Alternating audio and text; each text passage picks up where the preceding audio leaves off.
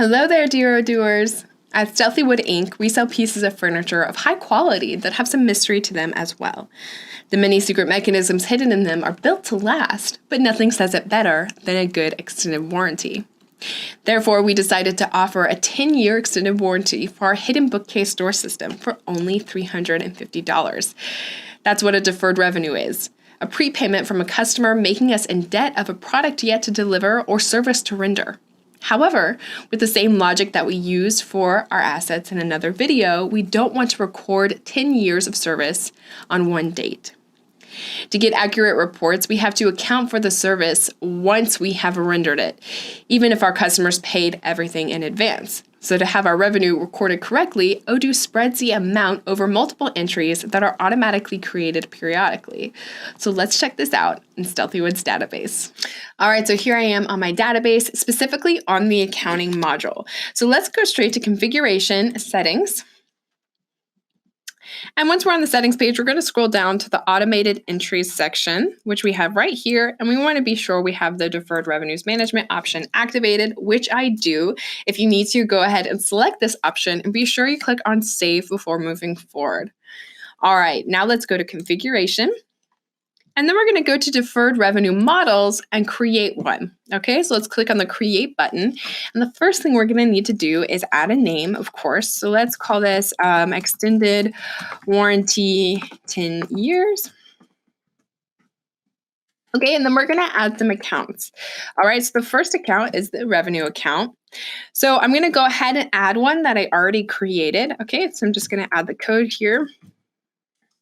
Okay, and that's the service revenue income. So let's go ahead and pop this open. So we see I added the code, the name, service revenue income, and the type is income. All right, and then I also created a different account as well for the deferred revenue account. Okay, so I'm going to go ahead and add the code here. Then we're going to check this one out as well. Okay, so I have the code, and then the name is Deferred Revenue Extended Warranty 10 years, and the type here is Current Liabilities. Then we're going to save. We can also add a journal, so I'm going to say Miscellaneous Operations. However, you can always create a journal for your deferred revenue.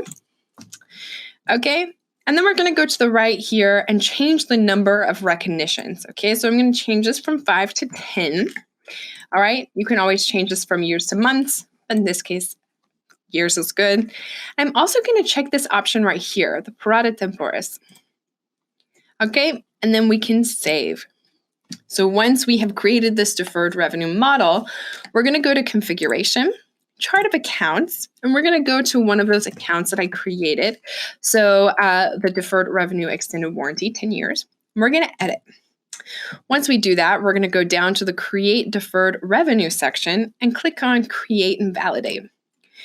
And of course, for the deferred revenue model, we're going to add that one that we just created, and then we'll save. Okay, it's looking good. Now, once we've done this, we're going to go ahead and create a new product for the warranty. So let's go to Customers, Products, Create. Okay, so let's go ahead and give this a name. So extended warranty, 10 years. Okay, this can be sold. It's a service. We're going to add the sales price, so $350, as I mentioned earlier. All right, and then under the accounting section, we're going to add an income account. Okay, so here we're going to add that account that I created. Okay, and then save. Now we can go ahead, jump to our overview, and create an invoice. So we're going to go to our overview, new invoice. Okay, let's choose our customer. All right, and I'm going to go ahead and add the products. So the first one is the hidden bookcase door, and they also want to purchase the warranty. Okay, that account is added right here. So we're going to save this and validate. Once it's validated, we're then going to go to accounting at the top and scroll down to deferred revenue.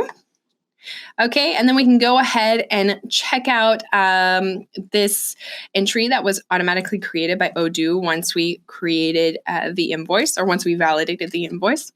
Okay, and here we're going to see 11 lines, and the first is labeled as parata, or as the parata entry. Okay, because we ticked the parata temporis on the model.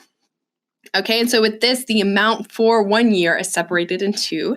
The first entry is generated according to the deferred revenue starting date with an amount that is proportional to what is left of the current financial year. And the revenue entries will be posted on the revenue date as we have here. We have our revenue, cumulative revenue, and the next period revenue. All of that information is right here set up for you. And as you can see, it's super easy to do this with Odoo. That's all for this video. Thank you for watching.